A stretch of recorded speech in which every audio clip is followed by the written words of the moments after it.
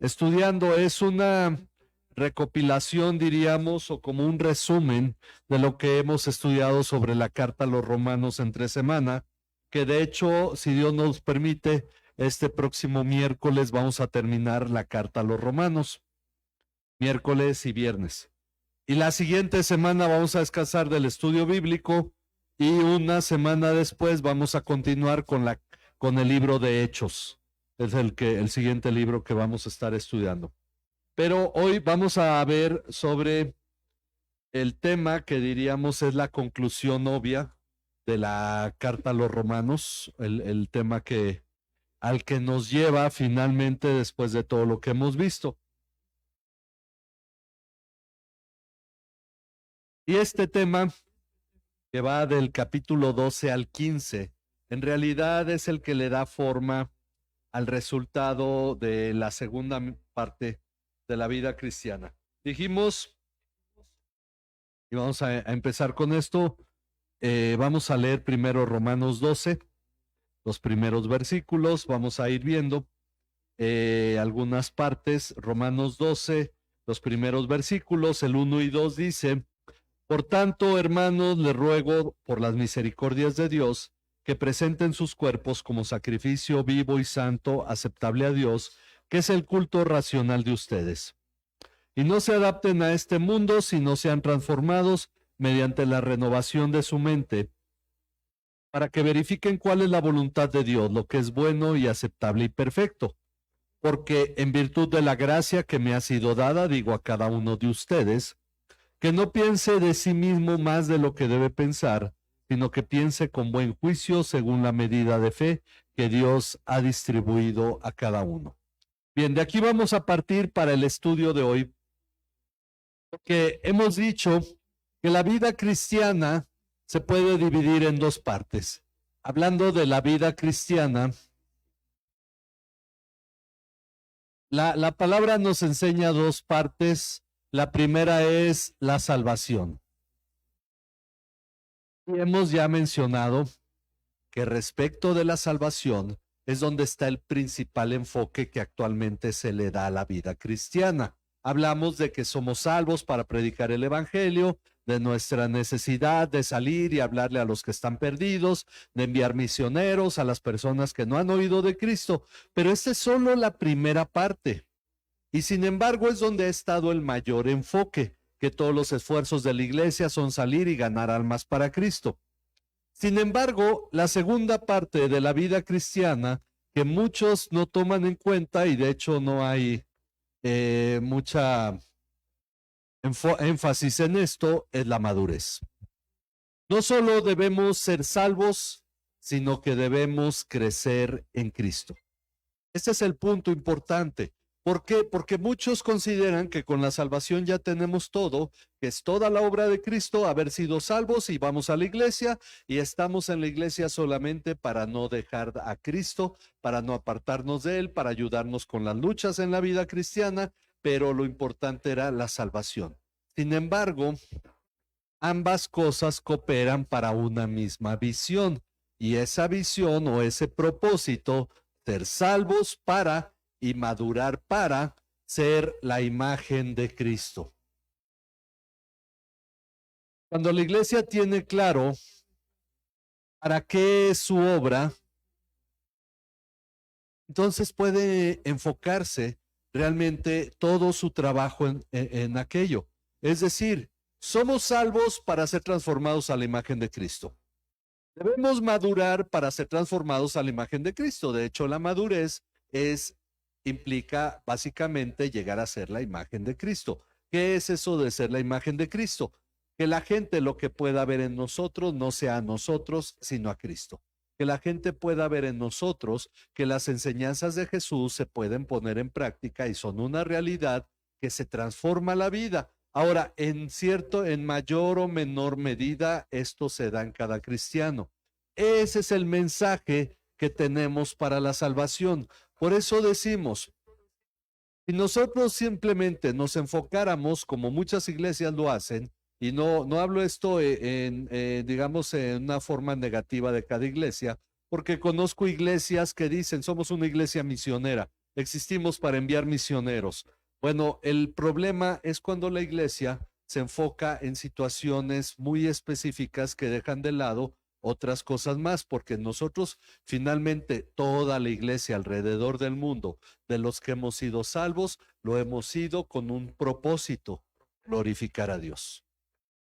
Todo lo demás es la forma en que glorificamos a Dios. Y hay quienes hacen su énfasis en misiones, pero eso podría dejar de lado esta parte. ¿Por qué? Hemos señalado que el problema del mensaje de que la iglesia le da al mundo y por el cual la iglesia en el mundo no está bien, perdón, el mundo no está viendo a la iglesia cristiana o a los cristianos como la respuesta a sus necesidades o como los portadores del Evangelio de Cristo, es porque no hay mucha madurez. De hecho, decía por ahí un escritor, la crisis del pensamiento evangélico es que no hay mucho pensamiento evangélico. ¿Cuál es el conflicto? Que pensamos que no es necesario madurar, por lo tanto no es necesario pensar. No es necesario ser transformados en nuestra manera de pensar. Por esa razón no hay mucho pensamiento evangélico, pero veamos algunos puntos que nos llevan realmente a recapacitar sobre esto. ¿Por qué? Porque en verdad que la iglesia puede ser muy divertida, pero no necesariamente transformadora. Y ese es el punto. Lo que tiene que cambiar en el cristiano es su manera de pensar. Veámoslo nuevamente en Romanos 12, cuando está diciendo que por las misericordias de Dios, el apóstol Pablo nos ruega, teniendo en cuenta estas misericordias, que presentemos nuestros cuerpos como sacrificio vivo y santo, aceptable a Dios, tema que ya hemos tocado. Nosotros finalmente debemos entregarnos a Dios porque este es nuestro culto racional y empieza tocando el tema de la mente. Miren, se dice, yo no necesité entender la salvación para ser salvo, simplemente creí. Se dice por ahí, no era necesario que yo supiera todo, sino solamente que entendiera que soy pecador, creer en Cristo como mi Salvador y la fe y la salvación ocurrió. Ok, es cierto, en ese momento en que nosotros creímos, no teníamos un estudio profundo sobre la salvación. Entonces se piensa que debido a eso no es necesario aprender más. Sin embargo, hay dos aspectos. Uno es que cuando Jesús habla de la parábola del sembrador, nos dice que los que son buena tierra son aquellos que oyen el Evangelio y lo entienden. Pero lo segundo es que Dios, a través del apóstol Pablo, dedicó la extensión de 11 capítulos, aunque la Biblia fue dividida en capítulos muchos siglos después, dividido en 11 capítulos tomó para explicarnos cómo ocurrió nuestra salvación. Quiere decir que es importante entender cómo ocurrió nuestra salvación porque eso debe guiarnos a la madurez. Entender que no fui yo, entender que no fue mi esfuerzo. Eso todo cristiano lo entiende. Pero de pronto decimos, pero ni siquiera fue el hecho de que tú decidieras por Cristo, porque no tenías la capacidad, porque te encontrabas muerto en pecado, porque eras esclavo del pecado y el pecado no te iba a dejar en libertad, sino que fue la gracia de Dios a través de la ley del Espíritu de vida en Cristo Jesús que vimos la semana pasada. Éramos incapaces de salvarnos, éramos incapaces de desear la salvación, porque miren, la gente que está esclavizada por el pecado, ¿saben qué quiere hacer? Pecar. Y está satisfecha en ello. La gente no está ahí clamando, ay Dios, yo quiero salir del pecado. No, está viendo cómo le va a hacer para ganar más dinero, para tener más formas de divertirse, de irse de paseo, de hacer las cosas que finalmente satisfacen su ego y no está diciendo, ay, ojalá un día Dios me libre de todo esto. Están esclavos del pecado y su voluntad está esclavizada. Pero entonces viene Cristo, escuchan el mensaje y por ese escuchar el mensaje el Espíritu de Dios obra en ellos fe y son salvos porque creen finalmente esto viene al nuevo nacimiento y entonces empieza una nueva vida donde se dan cuenta que en realidad el pecado no los tenía bien. Pero este es el punto. Lo que ahora sigue es que nuestra vida después de ser salvos debe cambiar.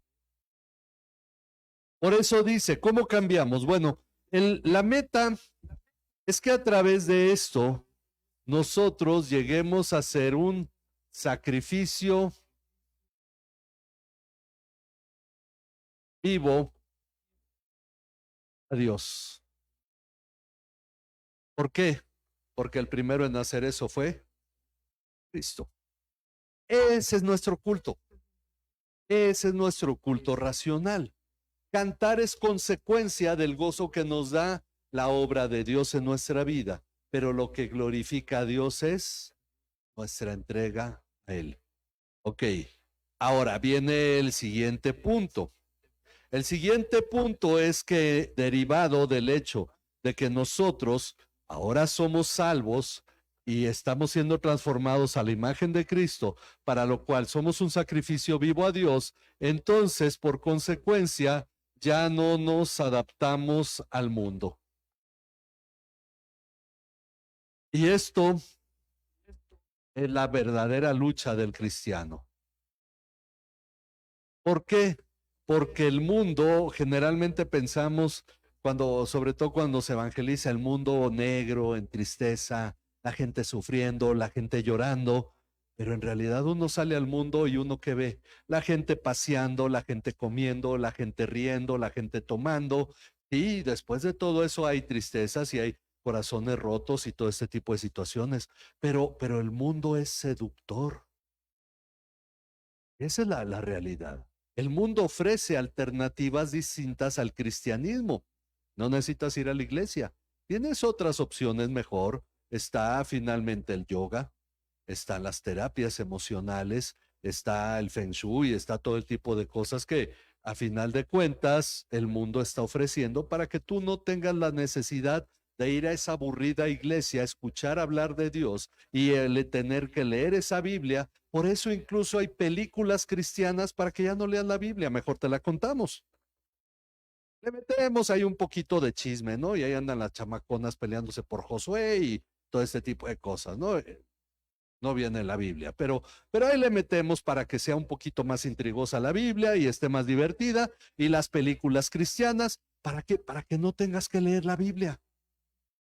Esas son las opciones que el mundo da. El mundo es seductor. En realidad, la verdadera lucha del cristiano occidental y en Latinoamérica es el hecho de que es una sociedad que ha adquirido muchísima comodidad.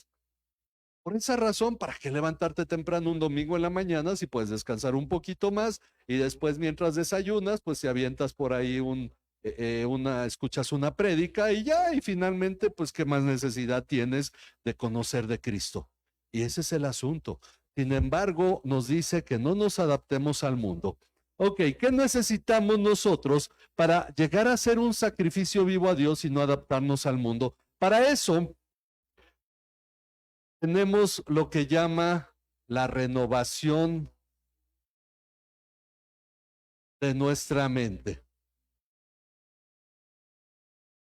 Y la renovación de nuestra mente va a implicar pensamientos y conceptos muy distintos a los tradicionales del mundo, porque incluso el cristianismo puede volverse parte del sistema. Bueno, lleva tu fe como tú gustes. ¿Quieres ser cristiano, ir a la iglesia? Ve.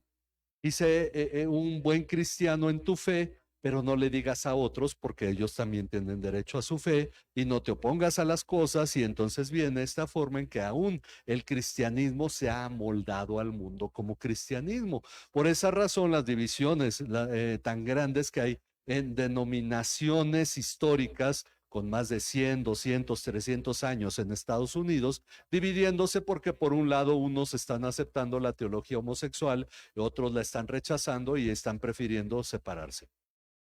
Y uno dice, ¿por qué? Porque hay quienes están adaptando al mundo como cristianismo, un cristianismo socialdemócrata, un cristianismo de izquierda, un cristianismo de derecha, está un cristianismo político, y tenemos todo esto en Latinoamérica.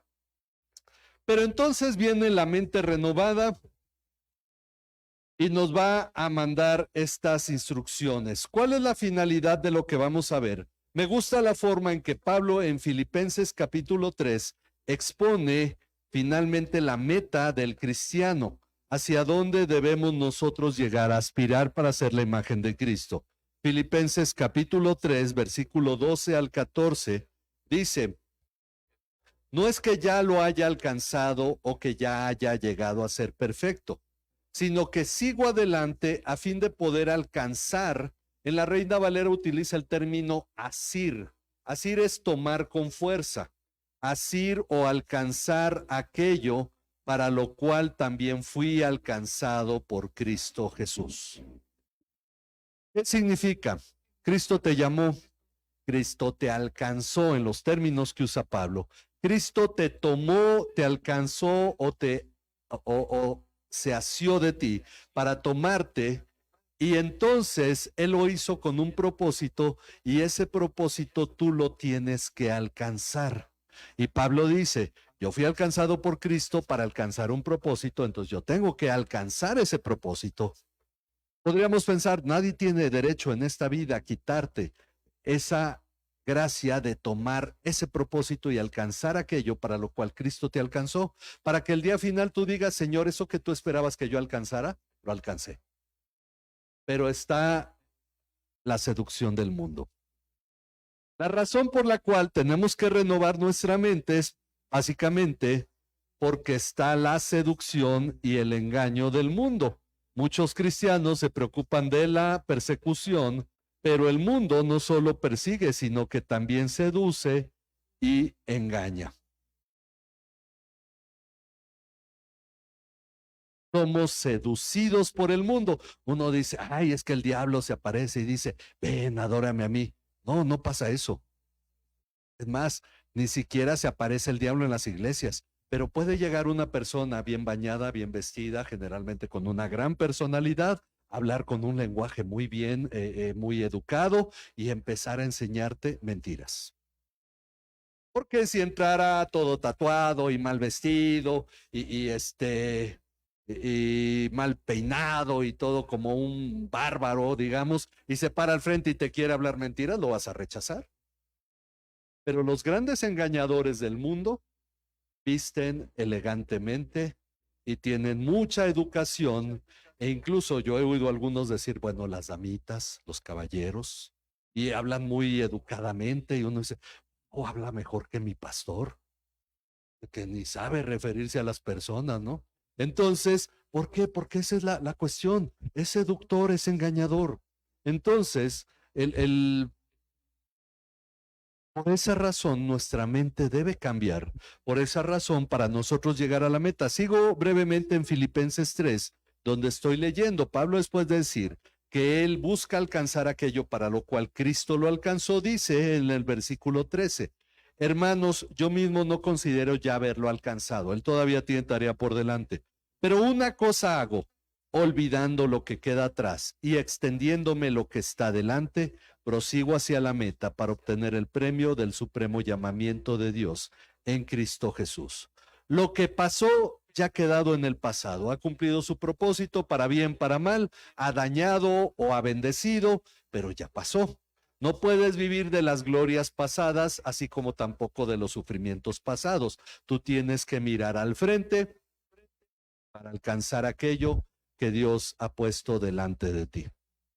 Como dice en Hebreos 12, corramos con paciencia la carrera que tenemos por delante, puestos los ojos en Jesús, el autor y consumador de la fe. Para ello nos dice que nos despojemos de todo peso y del pecado. Bueno, en el caso de Romanos, si volvemos a Romanos 12, esa forma de correr es cambiando nuestra mentalidad en diferentes áreas. Para empezar, leímos en el versículo 3, lo primero que nosotros debemos considerar cambiar es el iba a poner nuestro concepto, pero concepto de nosotros mismos.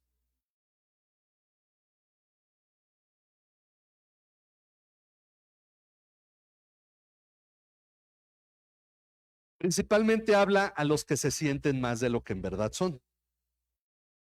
Dice: en virtud de la gracia que me ha sido dada, digo a cada uno de ustedes que no piense de sí mismo más de lo que debe pensar. Uno, bueno, acompañé una vez a un hermano, me invitaron a predicar cuando yo todavía era obrero en la iglesia presbiteriana, me invitaron a Islahuaca, había un conflicto en la iglesia y envió la iglesia que sostenía era una misión y había un conflicto en esa misión. Enviaron a un hermano y el hermano me dijo, pues ven tú y da el mensaje. Y entonces, yendo en el camión a Islahuaca, le digo cuál es su proyecto para tratar todo ese conflicto. Dice, agarra un libro y dice, aquí está todo, esto se soluciona porque se soluciona. Entonces uno dice, ¿dónde está la dependencia en Dios? Traía un proyecto, traía un libro, traía algo que le daba a entender que con eso se resolvía el problema. El hermano no duró más de 2 meses en la iglesia presbiteriana, se fue a otra iglesia.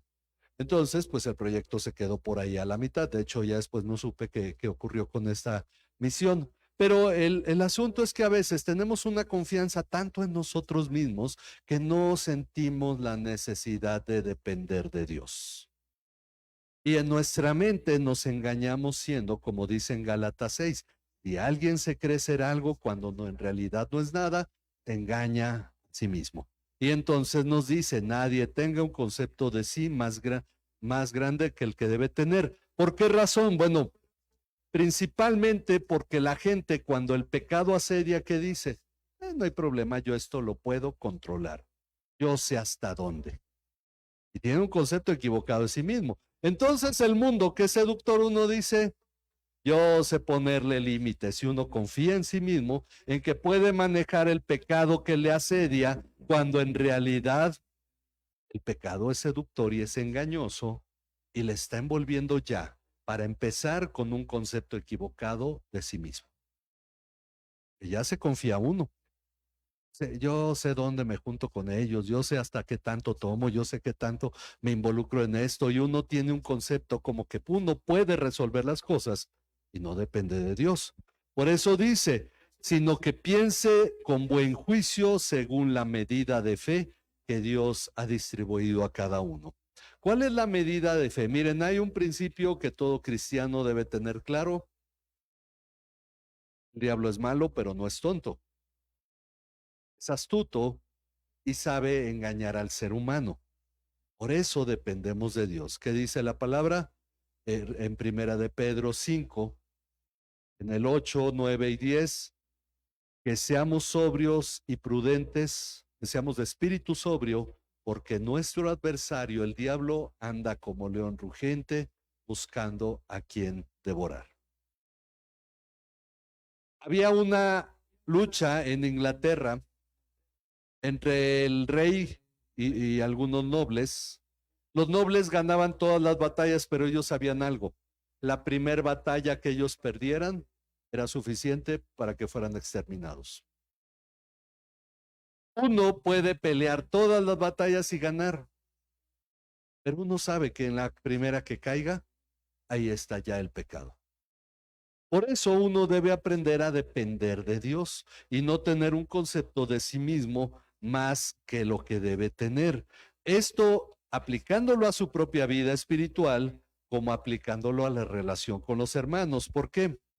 Porque más adelante en el versículo 16, aquí en Romanos 12, en el 16 dice, tengan el mismo sentir unos con otros, no sean altivos en su pensar, sino condescendientes con los humildes, no sean sabios en su propia opinión.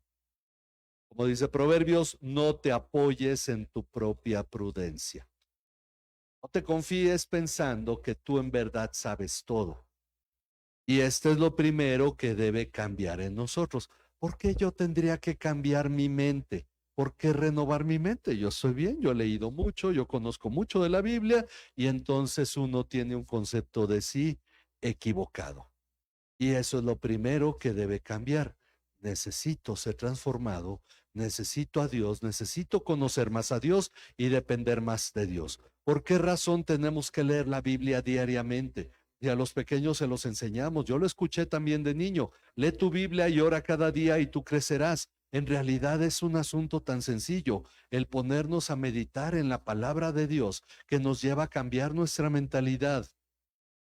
Y esto nos va a ayudar a nosotros a entender que muchas de las luchas que en las que caímos era muy fácil salir simplemente con confiar en Dios. Por esa razón, nuestra manera de pensar, no ser altivos, no creer o no pensar como dice en la nueva versión internacional, no crean que son los únicos que saben. Esto es algo importante.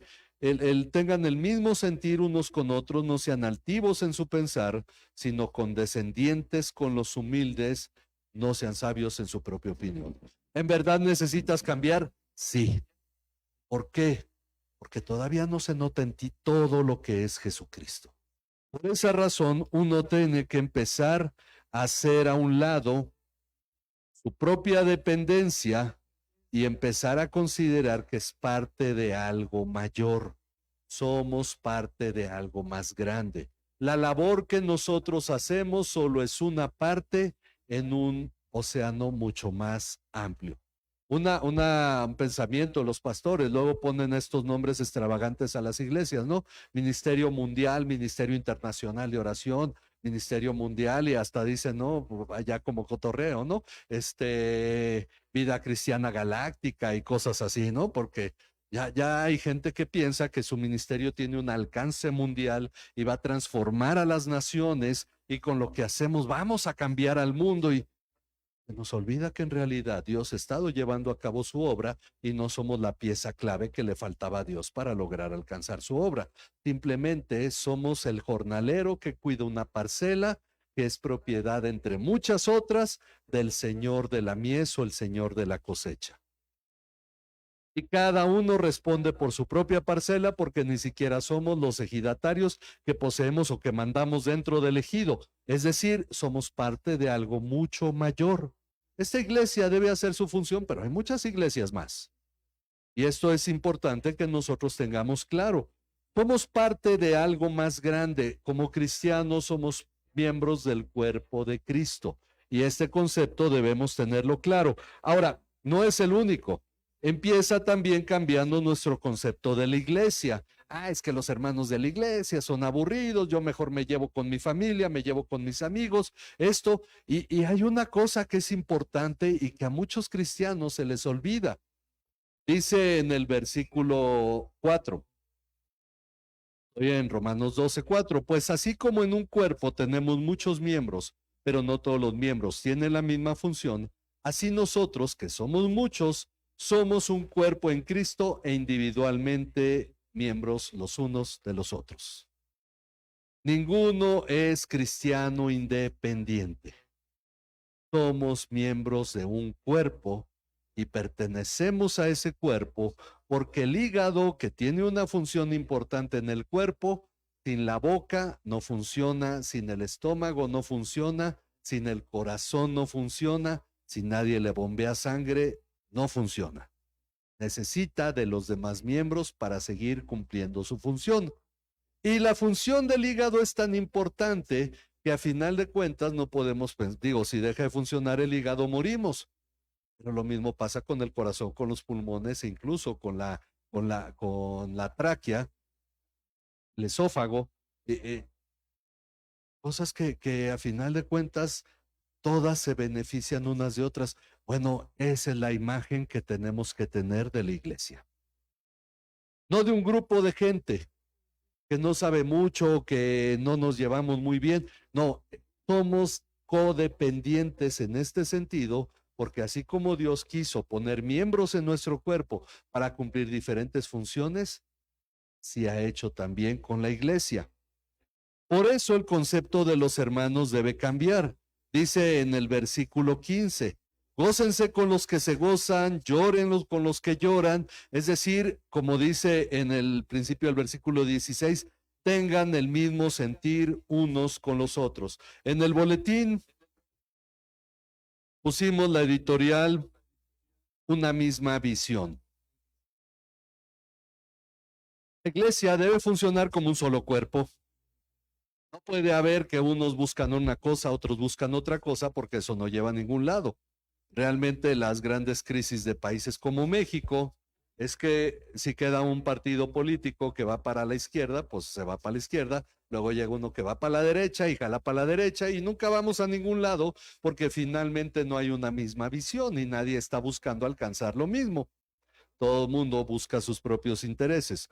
Pero eso, bueno, en un país puede pasar porque son muchas personas con muchas maneras muy distintas de pensar, pero en la iglesia debemos ir caminando hacia una misma manera de pensar, un mismo objetivo, glorificar a Dios, ser transformados a la imagen de Cristo, porque eso es lo que va a glorificar a Dios, haciéndonos un sacrificio vivo a Dios. Por eso va cambiando el concepto. Por ejemplo, en el capítulo 14, alguien piensa diferente. Ok, en el 14 dice, acepten al que es débil en la fe, pero no para juzgar sus opiniones. Ok, a través del tiempo, ese débil en la fe, su fe será fortalecida. Pero, por ejemplo, dice, uno tiene fe que puede comer de todo, pero el que es débil solo come legumbres. El que come no desprecia al que no come, y el que no come no juzga al que come, porque Dios lo ha aceptado. Hermanos que todavía necesitan comprender algo de la palabra, ya están en Cristo, pero aún su fe es débil, aún su conocimiento es pequeño y tenemos que, dice al final en el capítulo 15, empezando el versículo 1, dice, así que nosotros los que somos fuertes debemos sobrellevar las flaquezas de los débiles. Y por fuertes entendamos maduros. Sobrellevar las flaquezas de los que apenas son bebés espirituales.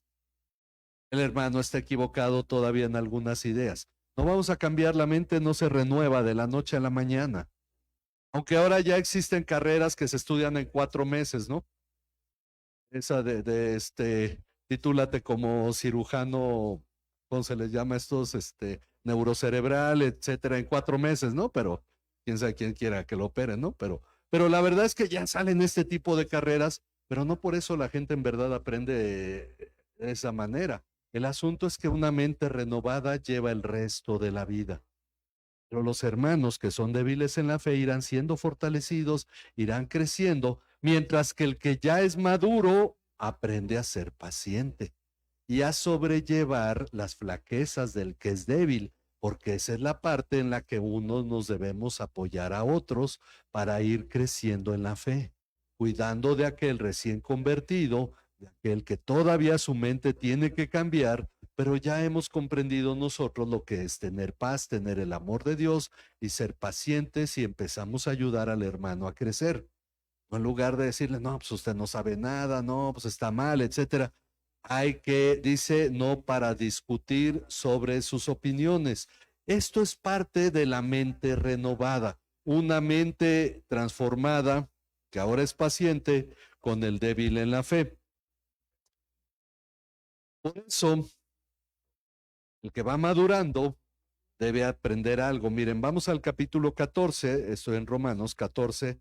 A partir del 18 dice, el versículo 18, dice, porque el que de esta manera sirve a Cristo es aceptable a Dios. Bueno, como nos deja la mitad, vamos al 16. Por tanto, no permitan que se hable mal de lo que para ustedes es bueno, porque el reino de Dios no es comida ni bebida, sino justicia y paz y gozo en el Espíritu Santo.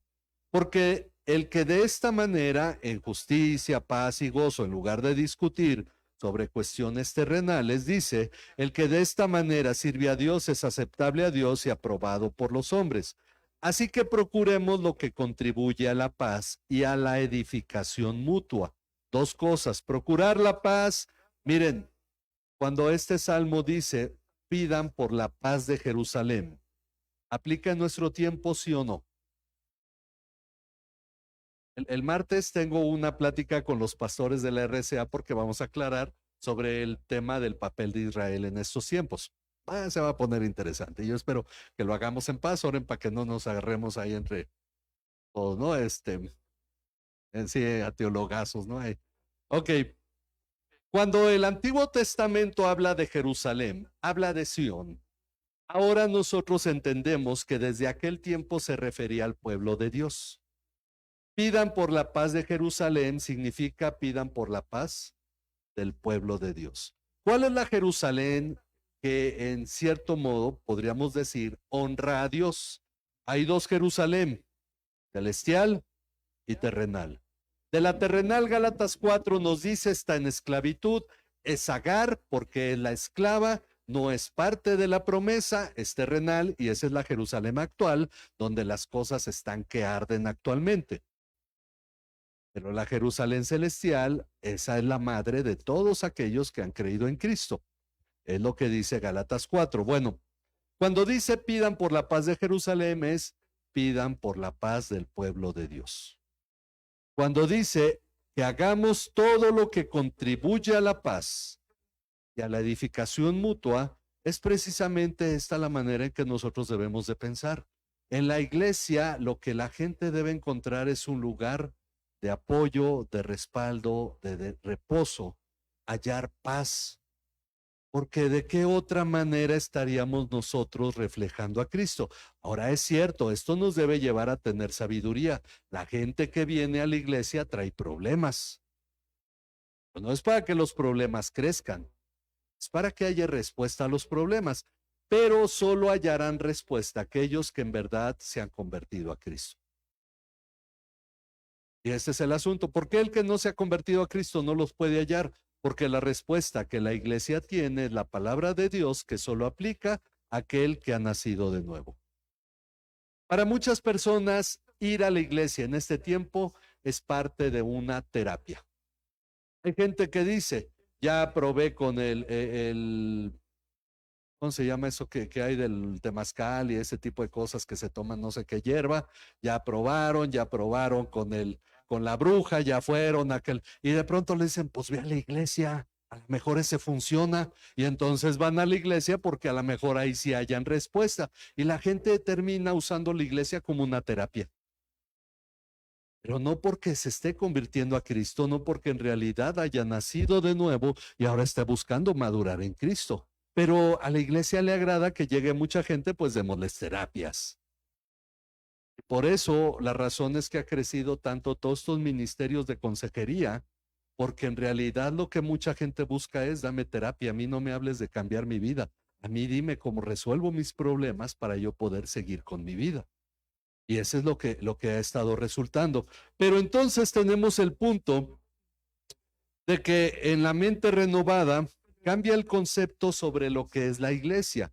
Dice, sigo en el versículo 19. Así que procuremos lo que contribuye a la paz y a la edificación mutua, porque la iglesia debe edificar, esa es su función. No destruyas la obra de Dios por causa de la comida. En realidad todas las cosas son limpias, pero son malas para el hombre que escandaliza a otro al comer. Si yo como algo que hace a mi hermano dudar de su fe en Cristo, pues entonces yo ya esa comida que no tiene nada de malo, la estoy convirtiendo en un objeto malo porque estoy comiendo a lo mejor ahora que están todas las fiestas patronales y me voy y me echo mis tacos ahí. Entonces llega y dice, ay, pues es la fiesta de Santiaguito, ¿no? Y entonces, entonces sí le voy a traer unas flores a Santiaguito, porque veo que el hermano se echa sus tacos ahí, pero uno sabe que no tiene nada de malo comer ahí unos tacos, pero el hermano débil en la fe para la siguiente semana ya está llevándole una ofrenda. Entonces lo hacemos tropezar. ¿Sí me explico? Tenemos una libertad que a veces tenemos que dejar a un lado con tal de evitar hacer caer a alguien. Eso es lo que explica Pablo en todo el capítulo de 1 Corintios 8. Bueno, por esa razón dice el versículo 21, es mejor no comer carne ni beber vino ni hacer nada en que tu hermano tropiece. Pues que la Biblia no habla no dice nada en contra de la bebida, habla en contra de emborracharse, pero el problema del borracho es que no se da cuenta cuando está borracho, ¿no? Pero el asunto es que, y si tú por tomarte tu traguito en la comida haces caer a alguien, es parte también lo que dice. No comer carne, vino, ni nada que tu hermano tropiece. Dice, la fe que tú tienes, tenla conforme a tu propia convicción delante de Dios. Ok, si estás convencido, mantén tu convicción. Pero si tú lo haces dudando, entonces es pecado.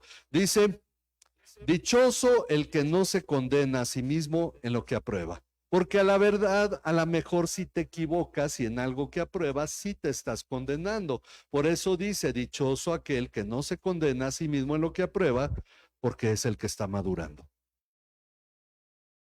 La coca es del diablo. Bueno, es la bebida más común en las iglesias. Porque a veces, pues sí, traen como 20 de jarritos y una coca, ¿y cuál se acaba primero? Todo sobre la coca, ¿no? Entonces uno dice, bueno, pero si hay alguien que en verdad cree que la coca es del diablo, dice, ay, los hermanos están adorando al diablo con la coca, pues entonces miren, porque la iglesia se volvió tan ociosa y tan terrenal en la primera década del 2000, que empezó a hablar tontería y media sobre cosas satanistas que no tienen nada que ver con la vida espiritual. Y hasta ver las películas de Walt Disney del siglo pasado, ¿no? Porque las actuales, bueno, el del siglo pasado decían, no, pues es que están endemoniados y que va, y los niños se endemonian y bueno, se empezaron a hablar cosas que hacían a la gente dudar de su fe.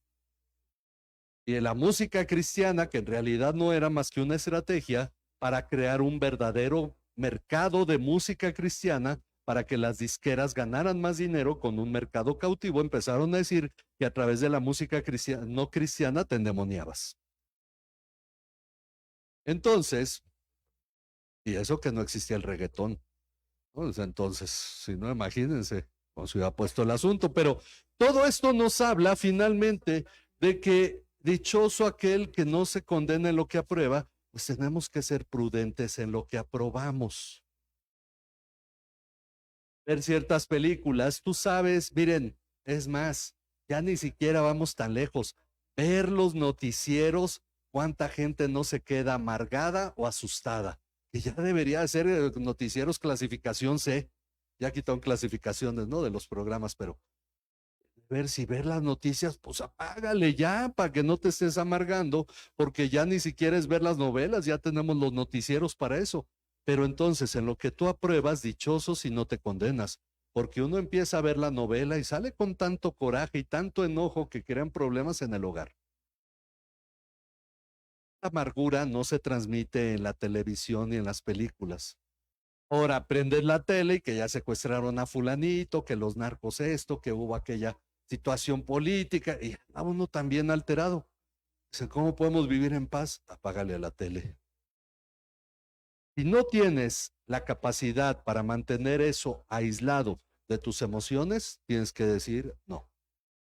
Por eso dice, todo me es permitido, mas no todo conviene, no todo edifica y no me dejaré dominar de ninguna cosa. Es cuando algo me domina, tengo que ponerle un alto. Incluso el jugar un juego de video, un juego que parezca en el celular muy inocente, puede ser un problema que me lleve a caer y por eso tengo que poner un alto. O el tener Facebook y empezar ahí a chismear y meterse en lo que no, tener cualquier de esos Instagram y Twitter, bueno, X, re feo, ¿no? Pero bueno, es X. Pero todo ese tipo de cosas, pues mejor hay que cortarle. Dichoso aquel que no se condena en lo que aprueba, pero el que duda, si come, se condena. Dice, bueno, pues dicen que no es malo, pero pues a ver si no se enoja a Dios y mejor no lo hagas. Porque no lo hace por fe, todo lo que no procede de la fe es pecado. Así es que consideremos en la mente renovada una transformación en cuanto al concepto de nosotros mismos y el concepto de la iglesia. Pero no es lo único. Allí mismo en el capítulo 12, volviendo al 12 que vimos al inicio, en el versículo 14 nos dice, bendigan a los que los persiguen, bendigan y no maldigan. Dice Judas que hay quienes maldicen al diablo, maldicen a los demonios y son como animales que no saben ni de qué están hablando. Porque incluso Miguel cuando peleaba con el diablo, ¿qué le dijo? El Señor te reprenda. Él no dijo yo te reprendo. No, el Señor te reprenda. Entonces dice, bendigan y no maldigan. Eso es lo primero. ¿A quién? A quien los persiguen. Luego dice en el versículo 17,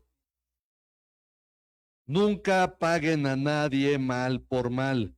Respeten lo bueno delante de todos los hombres o consideren lo bueno delante de todos los hombres. Si es posible, en cuanto ustedes dependan, estén en paz con todos los hombres. Y esto es parte de nuestra manera de ver a los enemigos. Estar en paz con ellos. No significa que sean tus amigos ni que tú vas a decir, pues vamos a convivir. No, estar en paz con las personas, no maldecir a nadie y no pagar a nadie mal por mal. Porque el corazón humano está muchas veces buscando ver contra quién se enoja. Hay gente que vive enojada con Hitler y Hitler no les hizo nada. Hay gente, en verdad, hay gente a nivel mundial enojada por la caída de Constantinopla. Es una tendencia en internet. Gente enojada porque un día cayó Constantinopla y se levantó el Imperio Otomano. Y pasó hace más de 1500, no que 500 años, ¿verdad? Y tampoco me voy tan lejos. Bueno, el corazón debe estar en paz en cuanto a todo este tipo de cosas. Gente no, mexicanos enojados con Hernán Cortés.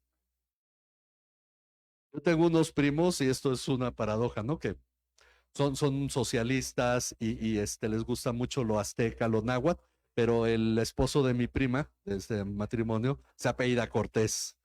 No, se voy así como que para ponerles un alto, ¿no? Pero la realidad es que hay gente que está enojada porque perdimos Texas. Entonces, eh, digo, ya la única diferencia es que en Texas pues no se toca música de banda, pero pues está lleno de mexicanos, ¿no? Pero la realidad, o digo, ya sea de tocar, ¿verdad? Pero finalmente uno debe de estar en paz con todos los hombres, hasta aquellos que en tu mente estás peleando. Entonces no se pelean con el presidente, la presidenta, los diputados, el gobernador, y están en la mente peleándose. Estemos en paz con todos los hombres, y esto habla incluso de aquellos que tú considerarías tus enemigos.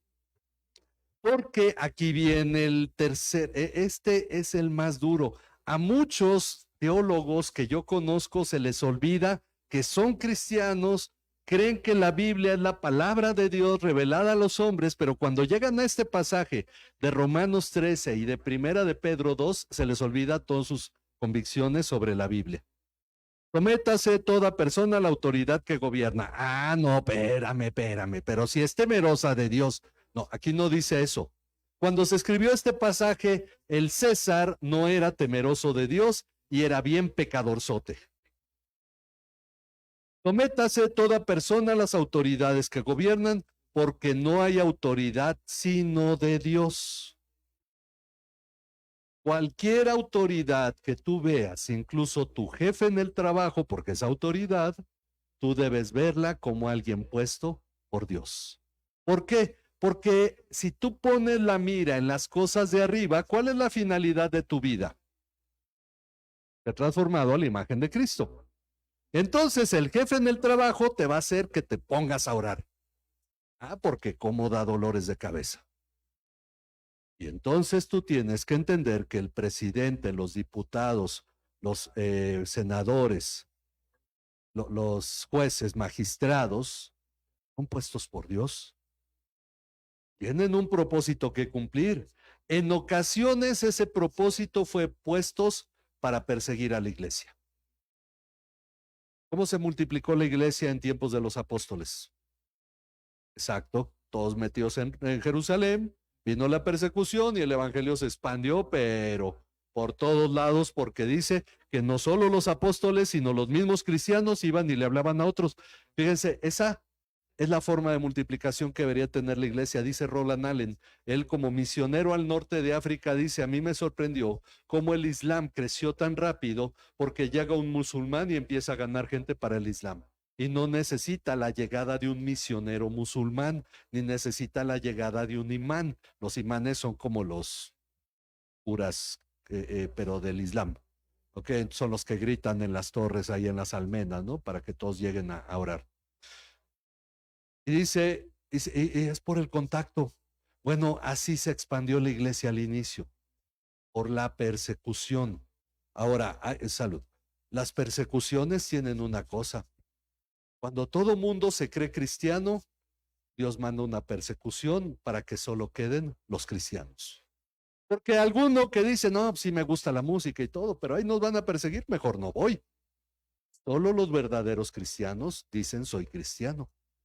Entonces es una forma que Dios ha usado para que se manifiesten los verdaderos cristianos. Pero la persecución tiene una ventaja, que crea cristianos firmes y convencidos, mientras que la seducción no, y el engaño tampoco. Por eso es el arma más terrible, la seducción y el engaño que ha habido sobre la iglesia. Así es que en esto nosotros debemos considerar el concepto de autoridad. Dios ha puesto la autoridad, dice, porque no hay autoridad sino de Dios y las que existen por Dios son constituidas. Pero esto es lo más tremendo. Versículo 2. Por tanto, el que resiste a la autoridad, a lo ordenado por Dios se ha opuesto, y los que se han opuesto recibirán condenación sobre sí mismos. Y sabe que hay cristianos y movimientos cristianos en contra de presidentes. Aquí en México lo hay. Y ahí tengo gente, teólogos, les digo, hay teólogos, gente que conoce mucho de la palabra, pero hablar de Sheinbaum, ahí se deshacen en contra. Incluso han publicado, si tu pastor, dice, pregúntale a tu pastor su concepto de comunismo, y si no es un total rechazo, vete de esa iglesia. Hemos llegado a la locura de pensar que algo tan terrenal como el sistema de gobierno tiene que ser cristiano o no cristiano porque piensan que el capitalismo es el sistema cristiano que debe haber. Sin embargo, la venida de Cristo se hizo en un imperio romano dominando al pueblo judío, donde no había capitalismo, no había socialismo, y como dice Cornelio Hegemann, Jesús jamás enseñó a los discípulos a depender del capitalismo ni de un sistema como el socialismo. Finalmente eso es temporal, porque tanto se puede llegar a ser un cristiano maduro en Cristo. Esta es la meta. Se puede llegar a ello en un sistema capitalista, como comunista, socialista, esclavista, feudal y de cualquier tipo. Finalmente, lo único que diríamos que no es cristiano es la anarquía, porque dice las autoridades son puestas por Dios. La anarquía es aquella que dice no debería haber autoridades. Eso no ocurre porque donde haya anarquía va a haber una destrucción y lo más seguro es que después de esa anarquía haya un imperio. ¿Qué le pasó a la Ilustración francesa? Se rebelaron contra la autoridad y después les cayó Napoleón y se formó un imperio. Y lo que no querían lo tuvieron triplicado. Entonces, la autoridad es puesta por Dios, los que se oponen al opuesto por Dios recibirán condenación sobre sí mismos, porque los gobernantes no son motivo de temor para los de buena conducta, sino para el que hace el mal. Dice, pero es que son bien corruptos. Sí, todos son corruptos, son pecadores. Pero si tú haces algo malo y te castigan, ¿cómo te vas a quejar ante Dios? Entonces, ¿por qué? Porque la autoridad finalmente, aunque sea corrupta, funciona. Y esta es una realidad en cualquier sistema económico y político, comunista, socialista, capitalista, lo que sea. Y déjenme decirles, ya considerando esto, capitalismo y socialismo no son más que herramientas que han quedado ya de la era pasada, porque el país más capitalista del mundo es China, que tiene un gobierno comunista, y el país más socialista, los países más socialistas son los europeos, que en realidad todos son socialistas, y Estados Unidos, que se supone que son capitalistas. Es decir, esto ya ha cambiado y ha dado tantas vueltas que definirse por este tipo de cosas, cuando alguien les hable de esto, díganles, ya eso ya quedó atrás. Bien, dicen, porque los gobernantes, versículo 3, porque los gobernantes no son motivo de temor para los de buena conducta, sino para el que hace el mal. ¿Deseas pues no temer a la autoridad? Haz lo bueno y tendrás elogios de ella, pues es para ti un ministro. Aquí dice ministro en esta versión, servidor, dice en la Reina Valera, porque la palabra servidor y ministro provienen de la misma palabra griega que es diaconeo, que de Dios para el bien. Pero si haces lo malo, teme, porque no en vano lleva la espada, pues es ministro de Dios, un vengador que castiga al que practica lo malo. Hablando del cristiano, tú haces algo malo y Dios tiene que reprenderte. Puede usar a la autoridad. porque son servidores de Dios, ministros de Dios, y Dios los va a usar como instrumento. Fue el caso de Asiria, fue el caso de Babilonia, que Dios utilizó para castigar al pueblo de Israel y de Judá. Reyes paganos, como dice el profeta Isaías, yo enviaré a Siria, pero el rey de Asiria no lo sabe, sino que en su corazón piensa, es por mi fuerza que yo logro todo esto. Pero dice Dios, yo le estoy entregando el reino por causa del pecado de Israel. Dios ha usado a Siria, usó a Babilonia, puramente al imperio romano, lo usó para traer paz, usó al imperio griego, usó al imperio español, ha usado a todos los pueblos para algo, al imperio inglés y finalmente, pero ¿eran verdaderos cristianos sus gobernantes? No. De hecho, los reyes asirios ni Nabucodonosor. A Nabucodonosor en el capítulo 12 le dice, Dios te ha entregado todos los reinos, y en el capítulo 3 Nabucodonosor está levantando una estela para que la gente lo adore a él. Entonces, finalmente Dios utiliza gente pagana porque la finalidad de Dios es que lleguemos a ser la imagen de Cristo. Imagínense un gran presidente que levanta la economía de México. Todo el mundo andaría ahorita en Cancún, ¿no? ¿Quién iría a la iglesia? Y sí, pues la iglesia en Cancún, yo vi una allá en Los Cabos. Sí, te ponen tu traductor y todo porque son en inglés, pero pues la gente va como de paseo, ¿no? Ya cumplí con Dios, ahora sí vamos a la playa. Pero en realidad no, porque está entregando su vida a Dios. Así es que en esto estaba viendo todos estos cambios en la manera de pensar. Miren, hay una cosa. Bueno, termino esta parte. Dice, deseas pues no temer a la autoridad, haz lo bueno y tendrás elogio de ella. Ok, el 5, ahí va. Por tanto, es necesario someterse no solo por razón del castigo, ¿no? Para decir, no es que Dios me va a castigar si me paso el alto, ¿no? Sino también por causa, dice, sino también por causa de la conciencia. Es decir, no, yo no tendría por qué hacer algo malo. Espero en el semáforo, se pone el siga y avanzo. Dice, pues por eso también ustedes pagan impuestos, porque los gobernantes son servidores de Dios dedicados precisamente a esto. Faraón cumplió su propósito, ¿sí o no? Pero era bien cristiano y alababa a Dios. Oh, y finalmente Faraón se oponía al pueblo de Dios, pero cumplió el propósito, ¿verdad? Pilato decía a Jesús, hay que dejarlo libre. Yo no hallo nada malo en él y dio testimonio de la inocencia de Jesús, pero tuvo que cumplir el propósito de Dios. ¿Y Pilato no sería corrupto? No, nunca hubiera llegado a ese puesto. Y los fariseos, que eran autoridad en la sociedad judía, cumplieron el propósito de Dios. Y terminaron cumpliendo el propósito de Dios, y sin embargo, en tiempos de Pilato y en tiempos de estos fariseos, floreció la iglesia. No podemos nosotros pensar e irnos a la parte equivocada, decir, sí, pero es que son bien corruptos y nos castigan, aunque hagamos lo bueno. Bueno, para ello Pedro, en Primera de Pedro, capítulo 2, tiene una respuesta. Pero recuerden que lo que estamos haciendo es renovando nuestra mente. Primera de Pedro, capítulo 2.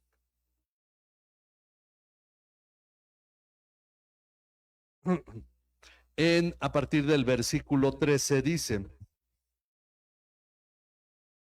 2:13.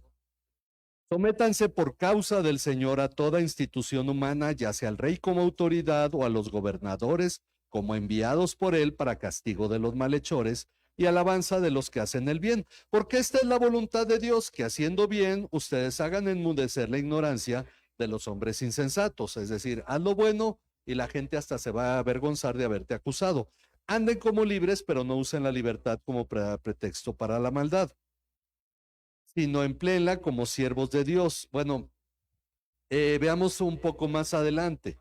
Dice en el versículo 19, bueno, el 18, siervos, estén sujetos a sus amos con todo respeto, no solo a los que son buenos y afables, sino también a los que son insoportables. Fíjense, se le pedía a los esclavos cristianos que obedecieran a sus amos. Uno pensaría ahorita, eso era injusticia. pero se les pedía como cristianos que se sometieran a sus amos, no solo a los que fueran buenos, sino incluso a los que fueran malvados. Dice, porque esto haya gracia. Si por causa de la conciencia ante Dios alguien sobrelleva penalidades sufriendo injustamente, pues qué mérito hay si cuando ustedes pecan y son tratados con severidad lo soportan con paciencia. Pero si cuando hacen lo bueno sufren por ello y lo soportan con paciencia, esto haya gracia con Dios. Si la autoridad te castiga haciendo lo bueno, podrías clamar es injusticia, lo que sea bueno, tiene una respuesta aún más grande. Versículo 21, porque para este propósito han sido llamados, pues también Cristo sufrió por ustedes, dejándoles ejemplo para que sigan sus pasos, el cual no cometió pecado ni engaño alguno, ni halló en su boca, y quien cuando lo ultrajaba no respondía ultrajando, cuando padecía no amenazaba, sino que se encomendaba a aquel que juzga con justicia. O en otras palabras, Cristo murió injustamente haciendo lo bueno. Entonces, ¿qué problema habría que tú haciendo lo bueno sufrieras por ello? Si la autoridad pecaminosa te ataca y dice, bueno, estás leyendo la Biblia, te vamos a meter a la cárcel, la gloria a Dios. Sométete a la autoridad. Hay una tendencia en el pensamiento actual sobre los gobiernos que se dice, bueno, que los gobiernos someten a la gente. Tú tienes que rebelarte y ser de los que luchan por la libertad. Porque dice, mucha gente hoy, con tal de tener paz, se somete a los gobiernos. Y cuando uno pregunta exactamente cuál es tu concepto de libertad, miren, hay una idea de los gobiernos africanos. Hay un dictador y entonces un joven se rebela, porque esta historia ocurrió varias veces en África. Un joven se rebela, lleva un grupo de personas al poder, derriban al dictador y ese joven es el nuevo presidente del país africano. Pasan los años y es el dictador. Ese joven que fue el libertador ahora es el dictador y se levanta otro joven. Esto lo narra Eclesiastés. Muchos siguen al rey viejo, de pronto se levanta un rey joven que va, lo derriba y todos siguen al rey joven, pero envejecerá, será necio y vendrá otro rey más joven y vendrá a tirarlo. ¿Cuál es la libertad que buscamos revelándonos? El cristiano no fue llamado a eso, hay una tontería llamada las guerras justas, porque dicen, bueno, es que en la reforma surgió, y ustedes lo saben, en medio de situaciones políticas y situaciones bélicas. Eso a muchos cristianos le dio la idea de que había que pelear contra los reyes y oponerse, y de ahí estos conceptos equivocados. Pero en realidad hay una experiencia en Martín Lutero cuando iba a ser perseguido por el Papa y un grupo de caballeros alemanes le dijeron, únetenos y te vamos a defender. Y entonces él dijo, no, yo espero que sea Dios quien me defienda. Ellos fueron a la guerra contra los nobles papales, porque no pelearon contra el Papa, sino contra los nobles que respaldaban al Papa, y perdieron y fueron ejecutados. Pero Lutero, como no se unió a ellos, no tenían acusación contra él. Finalmente, aún todos esos gobiernos hoy en día se están oponiendo a la palabra. Entonces, tenemos que considerar, en realidad no es que haya guerras justas. El cristiano no fue llamado a tomar un arma, fue llamado a vivir de acuerdo a la palabra de Dios, siendo transformado a la imagen de Cristo. Porque ¿a cuántos cristianos lucharon en favor de Cristo en los tiempos de Cristo? Uno. Hubo uno que agarró una espada, quién sabe qué quería lograr, ¿no? Cortándole la oreja a otra persona. Pero tomó una espada y que le dijo Jesús, guarda tu espada, ¿acaso no pediría yo al Padre 3 legiones de ángeles y vendrían a pelear por mí? Una tontería esto de las guerras justas y guerras cristianas, rebelarse a las autoridades, porque lo único que va a hacer y la única forma de lograr que una autoridad sea justa, sea que la iglesia glorifique a Dios de tal modo que Dios le ponga gobernantes justos, porque quien quita y pone a los gobernantes es Dios. Hitler sufrió más de 25 atentados. ¿Cómo murió Hitler? Disparándose solo. Pero cuando los cristianos se vieron involucrados, ¿cuál fue el pensamiento? Ya no digo de Bonhoeffer porque ya le he tirado mucho, ¿no? Pero metiéndose en eso, incluso el que iba a poner la bomba, no sé esto si sea verdad o no, pero lo sacan en la película, le dice, oiga, pastor, estoy haciendo bien. A matar a un hombre puesto por Dios o ponerte a Dios es recibir condenación contra ti mismo. Esas serían las palabras sabias. Le dijo, no, la Biblia dice, no hay mayor amor que el dar la vida por los enemigos, por los amigos. No, pues no, yo no sé, no puedo definir si Bonhoeffer y ese hombre están en el infierno ambos, pero hay una cosa. Finalmente, Bonhoeffer murió por eso, oponerse al gobierno. ¿Cuál era su papel? Ir a consolar a las almas de alemanes que estaban sufriendo por causa de ese gobierno, porque él era pastor. Ese es el punto donde perdemos de vista que en realidad los gobernantes Dios los va a quitar y a poner.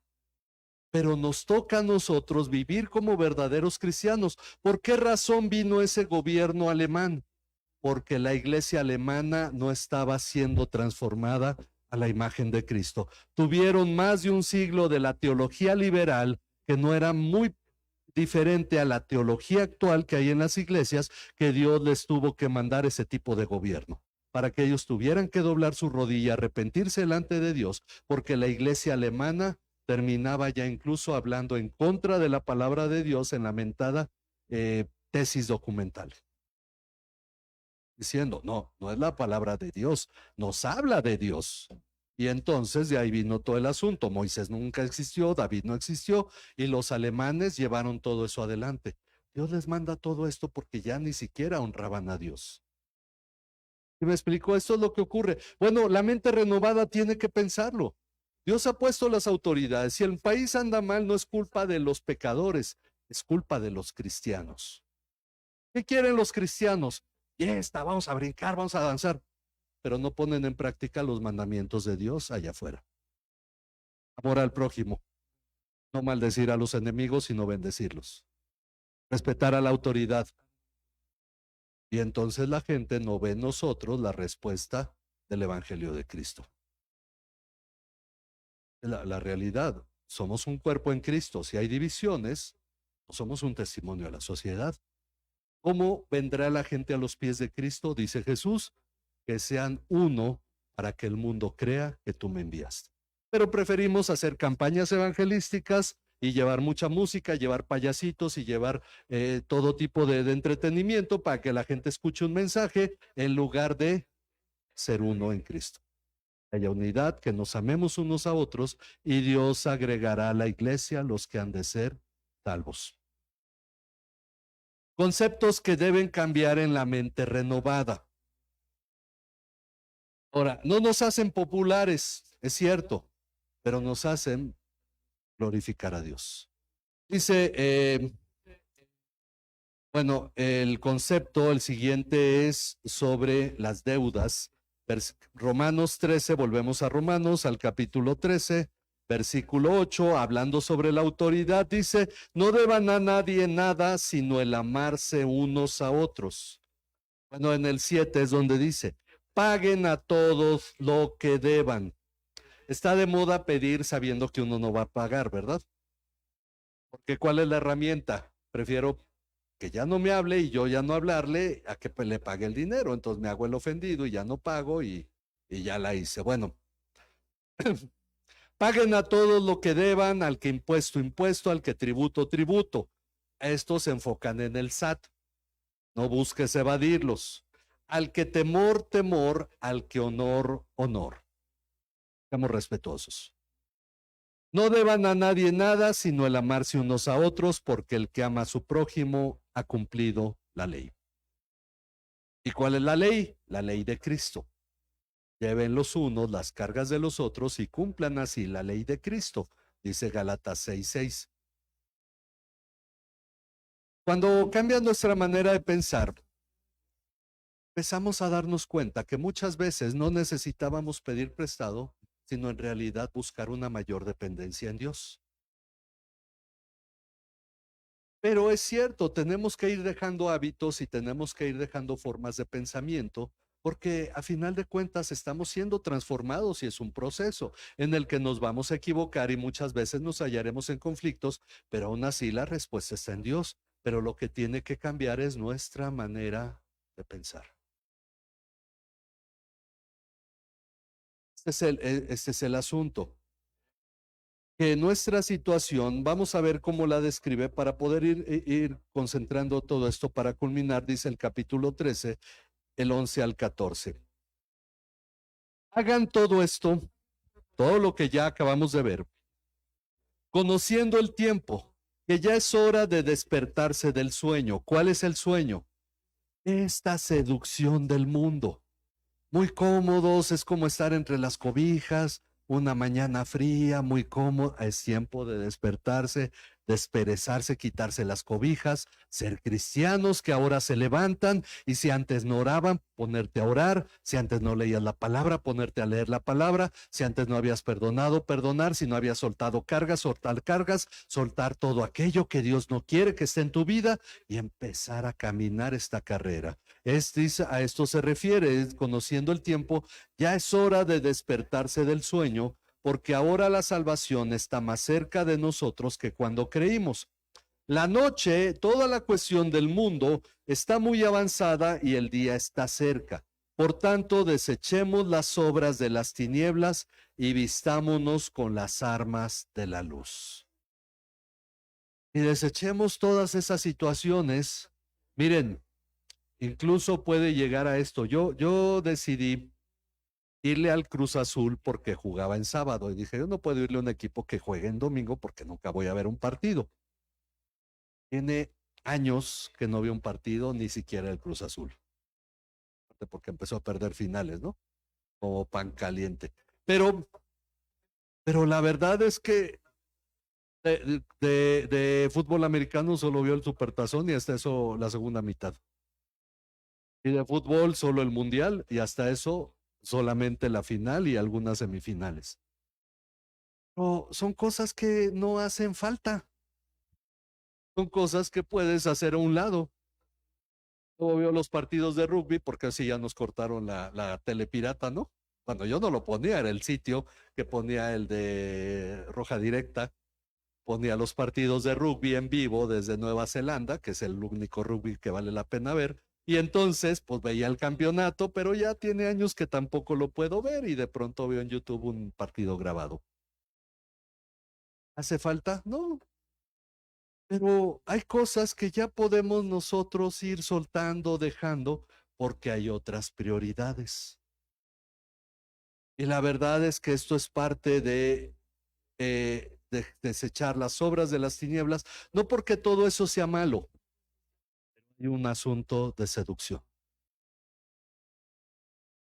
Si tú tienes tiempo para entrar a Facebook, hemos dicho esto ya, si tienes tiempo para entrar a Instagram o ver una serie, tienes tiempo para hacer tu diario devocional. Solamente cuestión de elección, de prioridad. Tienes tiempo de sentarte a leer un pasaje de la Biblia y no solo leerlo, meditarlo, y dices, hay este lugar y que viajó de tal a tal lugar, y agarrar un diccionario bíblico y ver de dónde a dónde es ese lugar, porque entonces te vas a emocionar tanto al rato que en realidad tú vas a hallar tu deleite en la palabra de Dios. Y esto, hay una palabra que no entiendes, pues sacas el diccionario, bueno, el celular con el diccionario y checas a qué se refiere esa palabra. Rato a lo mejor hasta te pones a estudiar griego y hebreo, ¿no? Pero pues ya nadie te lo está pidiendo. Pero la cuestión es que tenemos tiempo a meditar en la palabra de Dios. Tú tienes que ser sincero en tu vida y decir, si tengo tiempo para hacer estas cosas, no tengo pretexto para no leer y meditar la palabra de Dios y dedicarme a orar. Por eso dice, vistámonos de las armas de la luz, la oración, la palabra de Dios, ponerlo en práctica. Muchos que saben mucho de Biblia, en realidad su problema no es saber mucho de Biblia, su problema es que no oran. Pero también está lo opuesto, muchos que oran mucho, su problema es que no leen la Biblia. Son ambas cosas. Por eso el canto dice, lee tu Biblia y ora cada día. Las dos juntas no las debemos separar jamás. Ahora, dice entonces, andemos decentemente como de día, no en orgías y borracheras, no en promiscuidad sexual y lujuria, no en pleitos y envidias. Tal vez podemos ir, bueno, nunca he estado en una orgía, pero sí en envidias, si hay cosas que pueden aplicar a nuestra vida. Pleitos, envidias, antes bien, vístanse del Señor Jesucristo. Ya no habla del nuevo hombre, ahora habla del Señor Jesucristo, que es el nuevo hombre, y no piensen en proveer para las lujurias de la carne. Por esa razón, esta es nuestra situación. Luego en el capítulo 14, a partir del versículo 7, dice, porque ninguno de nosotros vive para sí mismo y ninguno muere para sí mismo. Sí, pero es que yo quiero alcanzar esto. Tú no vives para ti, tú vives para Cristo. Y para alcanzar el propósito de Dios, como dijo el apóstol Pablo, tienes que empezar a establecer tus prioridades en esta vida, porque si tú vives para estudiar una carrera, miren, yo me encontré esto en la universidad, porque la universidad a la que yo fui, como era nacional, venía gente de todo el país. Realmente saltillenses eran muy pocos. En el salón solo tuve 2 compañeros saltillenses, grupos de 50 alumnos, y la mayoría eran del resto del país. Bueno, íbamos a Saltillo ¿a qué? A estudiar una carrera de ingeniero agrónomo. Pues había unos que era borrachera tras borrachera, había otros que iban para hacer grilla, habían otros para ligar, terminaron casados antes de terminar la carrera, y había de todo. El que se metió para estudiar iba para eso, y sí, pues yo reconozco, yo me metí más en la iglesia que en la universidad, ¿no? Y por eso estoy parado aquí ahorita. La realidad es que Dios tiene sus propósitos, pero uno debe entender, a lo mejor si me hubiera metido al seminario sería distinto, pero bueno, finalmente ya fuera digo, yo disfruté mi carrera y lo que trabajé de ella, con los medios de Dios, pero en realidad si tú vives para Cristo, vive para Cristo. Nadie vive para sí ni muere para sí, porque aún la muerte dice, pues si vivimos, para el Señor vivimos, y si morimos, para el Señor morimos. Por tanto, ya sea que vivamos o que muramos, del Señor somos, porque para esto Cristo murió y resucitó, para ser Señor tanto de vivos como de muertos como de vivos. Y por esa razón nosotros debemos considerar nuestra vida aquí en la tierra. ¿Para qué es? ¿Cuál es su finalidad? ¿A dónde pienso llegar? Porque hay una cosa, el reloj está corriendo y el tiempo está pasando. Y los que ahora son jóvenes, dice el dicho, como me ves, bueno, sí, como te veo, me vi, y como me ves, te verás. Si es que piensen, yo estuve flaco toda mi vida, ¿eh?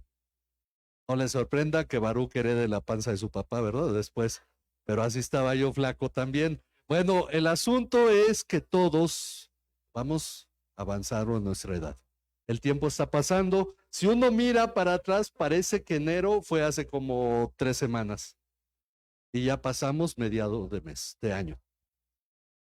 Al rato ya vamos a estar en diciembre y ya planearon que van a participar el último culto del año, que todos tenemos que participar, decir, ay, es que no ensayamos nada. Bueno, estamos en julio todavía, están a tiempo de decir, vamos a practicar un canto, una lectura, lo que vea que vayamos a hacer el último culto del año, pero estamos a tiempo para eso, porque el tiempo está corriendo. Y cuando se den cuenta, ya estamos celebrando, viva México, que Dios nos dio independencia. Así es que pensemos en esto, el tiempo está corriendo, la vida está pasando. ¿Para qué es tu vida? ¿Qué propósito buscas alcanzar? Si vives para Cristo, ¿qué tanto has crecido en su palabra? ¿Qué tanto has crecido a su imagen en esta vida? Porque ¿qué tanto ha cambiado tu manera de pensar? Porque ese es el propósito de esta vida. Así es que vamos a orar, vamos a ponernos en las manos de Dios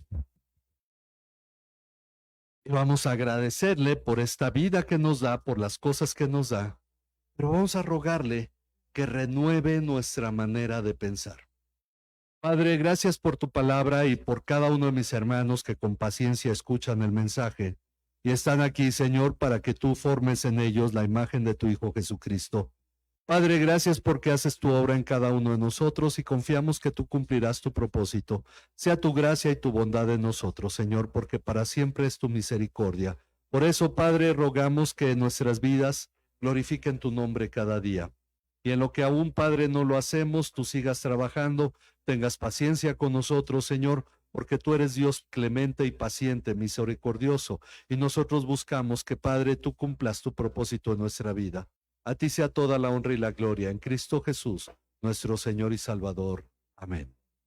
Amén. Vamos a ponernos de pie para terminar, hermanos. Les recuerdo a los consejeros de adolescentes y jóvenes que esperen un momento ahorita al terminar para tener una breve reunión.